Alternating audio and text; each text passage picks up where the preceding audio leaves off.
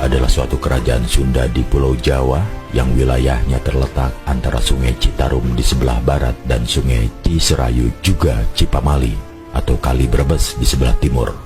Kerajaan ini adalah penerus dari Kerajaan Kendan bawahan Tarumanegara. Sejarah mengenai Kerajaan Galuh ada pada naskah kuno Carita Parahyangan, suatu naskah berbahasa Sunda yang ditulis pada awal abad ke-16.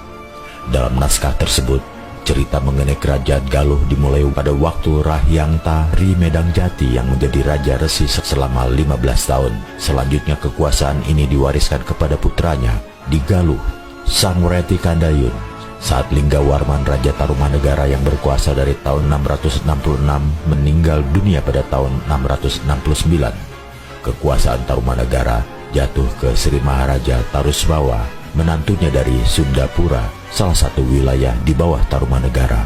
Karena Tarusbawa memindahkan kekuasaan Tarumanegara ke Sundapura, pihak Galuh dipimpin oleh Wreti Kandayun, berkuasa dari tahun 612, memilih untuk berdiri sebagai kerajaan mandiri. Adapun untuk berbagi wilayah, Galuh dan Sunda sepakat menjadikan Sungai Citarum sebagai batasnya. Wreti Kandayun punya 3 anak lelaki. Rahyang Sempakwaja menjadi resi guru di Galunggung, jadi resi di Denuh, dan Rahyang Mandi Minyak setelah menguasai Galuh selama 90 tahun dari 612 hingga 702. Wreti Kandayun diganti oleh Rahyang Mandi Minyak, putra bungsunya, karena kedua kakaknya menjadi resi guru. Dari Nai Pahaci Rababu, Sempakwaja mempunyai 2 anak, Demunawan dan Purbasora. Akibat tergoda oleh kecantikan iparnya, Mandi Minyak sampai terseret ke perbuatan nista sampai melahirkan Sena atau Sang Salah. Sedangkan dari istrinya, Dewi Parwati, putra dari Ratu Sima dan Raja Kartikeya Singa, Mandi Minyak mempunyai putra perempuan yang bernama Sanaha. Sanaha dan Sena lantas menikah dan mempunyai putra yang bernama Rakyan Jambri atau disebut Sanjaya. Kekuasaan Galuh yang diwariskan pada Mandi Minyak 702 hingga 709 kemudian diteruskan oleh Sena karena merasa punya hak mahkota dari Sempakwaja. Demunawan dan Purbasora merebut kekuasaan Galuh dari Sena tahun 716. Akibat terusir, Sena dan keluarganya lantas mengungsi ke Merapi di sebelah timur dan menikah dengan Dewi Cakrakirana, putra dari Resi Padma Hariwangsa, Raja Indra Prahasta.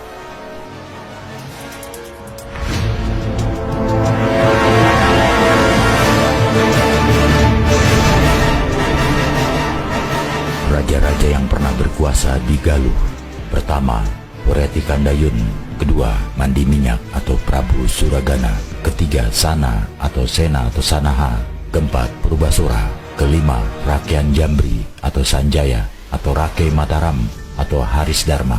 Galuh di saat ini pula Galuh bersatu dengan Sunda.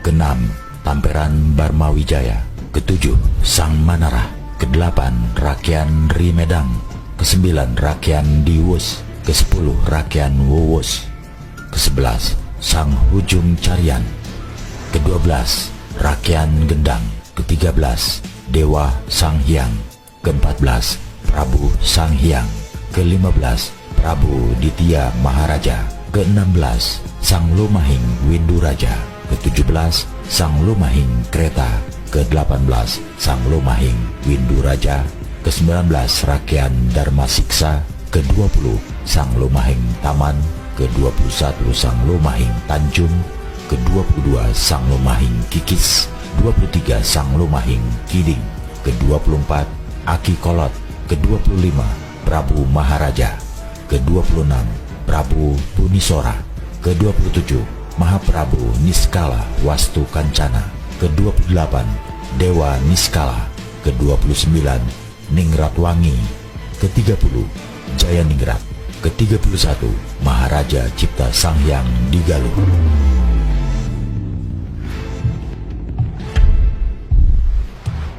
Sedangkan kalau menurut naskah Wangsakerta, daftar lengkap raja-raja yang bertahta di Kerajaan Galuh antara lain Sang Wreti Kandayun, Sang Mandi Minyak, Sang Sena atau Sana, Sang Purbasura, Sang Sanjaya atau Rake Mataram sebagai Maharaja Galuh dan Sunda, Sang Tamperan sebagai Maharaja Galuh dan Sunda, Sang Manarah sebagai penguasa Galuh, Sang Manisri sebagai Raja Galuh, Sang Tariwulan sebagai Raja Galuh, Sang Walangsa sebagai Raja Galuh, Prabu Linggabumi sebagai Raja Galuh, dan Hyang Guru Wisuda sebagai Raja Galuh, Prabu Jayadrata sebagai Raja Galuh, Prabu Harimurti, Prabu Yudanagara sebagai Raja Galuh, Prabu Lingga Sakti sebagai Raja Galuh,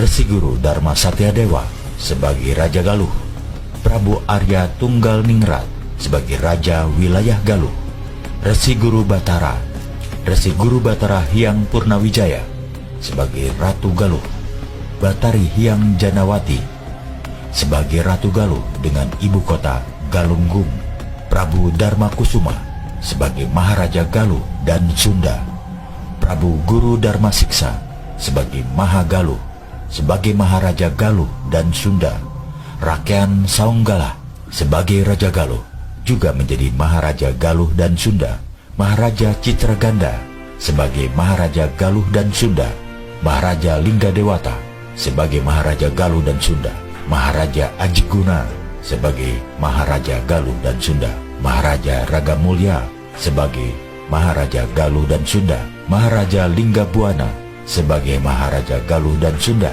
Mangkubumi Suradipati sebagai Maharaja Galuh dan Sunda, Mahaprabu Niskala Wastu Kancana penguasa Galuh dan Sunda, Dewa Niskala atau Ningrat Kancana sebagai Raja Galuh, Prabu Ningratwangi sebagai Ratu Galuh mewakili kakaknya Sri Baduga Maharaja penguasa Galuh dan Sunda. Prabu Jayaningrat bukan Ratu Galuh terakhir dan kerajaan Galuh tidak ditaklukkan oleh kerajaan Cirebon, namun Kawali tidak jadi pusat kerajaan Galuh tetapi berpindah ke Galuh Salawe Pangauban di Cimaragas, Ciamis. Mahacipta Sanghyang di Galuh Salawe di Cimaragas, Ciamis. Masa kerajaan Galuh berakhir di zaman Mataram. Saat itulah raja-raja di seluruh Pulau Jawa termasuk Galuh diturunkan statusnya menjadi kebupatian oleh Mataram. Prabu Cipta Permana, raja kerajaan Galuh terakhir, dapat pula dilihat dalam daftar Bupati Ciamis, di mana Adipati Panaekan sebagai Bupati Galuh pertama. Kerajaan Galuh jadi Kabupaten Galuh sampai tahun 1914 atau Ciamis.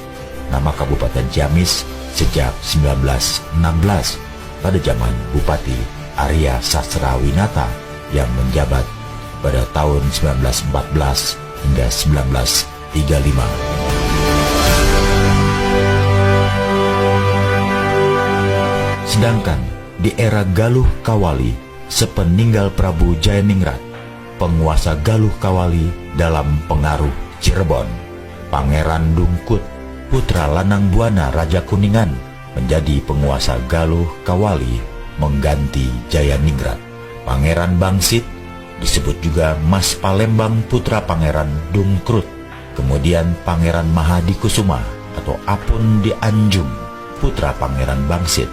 Pangeran Usman menikahi putri Pangeran Mohadikusuma dan ia yang pertama dimakamkan di situs Kawali. Dalam Adipati Singacala, putra Adi Dempul Cicit Pangeran Bangsit menikahi Nyi Anjung Sari putri Pangeran Usman.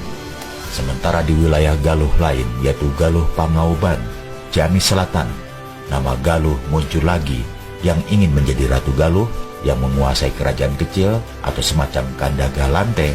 Tempat pengauban atau perlindungan terletak antara Cipamali dan Cisanggarung, lalu ke daerah aliran sungai Citanduy. Kerajaan Galuh yang dirancang oleh Pucuk Umum atau Pangauban dibangun oleh Kamalarang, dibantu oleh masyarakat Pakidulan yang tempatnya di tengah hutan.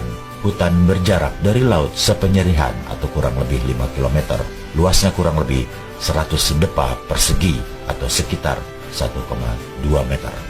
Sekelilingnya dipagar tanaman haur kuning yang berduri. Sebelah utara dibuat alun-alun yang luasnya 50 depa persegi. Di sebelah selatan ada tanah kosong seluas 50 depa persegi. Bangunan keratonnya sangat sederhana. Tenggaranya didirikan 7 rumah untuk para menteri dan pegawai negara yang penting.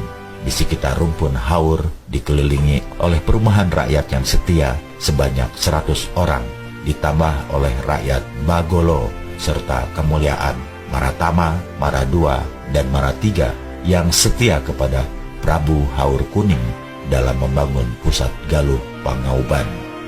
Pada tahun 1516 Masehi, Pucuk Umum atau Pangauban karena simpati kepada Islam dan ajarannya pernah memimpin pasukan ke Malaka membantu Patih Yunus dari Kesultanan Demak atas perintah Raden Patah.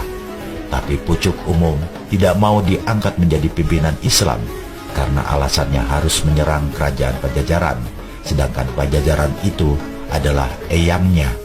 Akhirnya Pucuk Umum dibuang ke ujung kulon bersama istrinya. Prabu Haur Kuning 1535 hingga 1580 Masehi, putra Pucuk Umum Pangauban, Maharaja Cipta Sanghyang pada tahun 1580 hingga 1595 Masehi, putra Prabu Haur Kuning yang menjadi Raja Galuh Gara Tengah dengan gelar Maharaja Prabu Cipta Sanghyang Permana dan termasuk Raja Galuh terakhir yang beragama Hindu. Jasadnya dilarung di Ciputra Pinggan, sekarang adalah desa Putra Pinggan, Kalipucang, Pangandaran. Prabu Cipta Permana, Ratu Galuh pertama yang masuk Islam karena menikahi Tanduran Tanjung Putri Maharaja Mahadikusuma, penguasa Cirebon di Galuh Kawali. Sebelum tahun 1596 Masehi, Cirebon belum terikat oleh Mataram.